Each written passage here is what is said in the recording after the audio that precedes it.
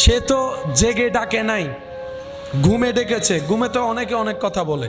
ফেরেশতাদের প্রশ্ন, আল্লাহ সে তো জাহান্নামী, গুনার হিসাব অনেক বড়, সব তেমন, কিন্তু রবের চাওয়া হচ্ছে তাকে জান্নাতে দেওয়া। তো যিনি আইন বানান তিনি কখনো আইন ভঙ্গ করলে মানায়? রব তো আইনের মধ্যে একদম আহকামুল হাকিমিন। তো রব বলবে, ফেরেশতা জেগে ডাকুক আর ঘুমে ডাকুক, আমাকেই তো ডাকছে।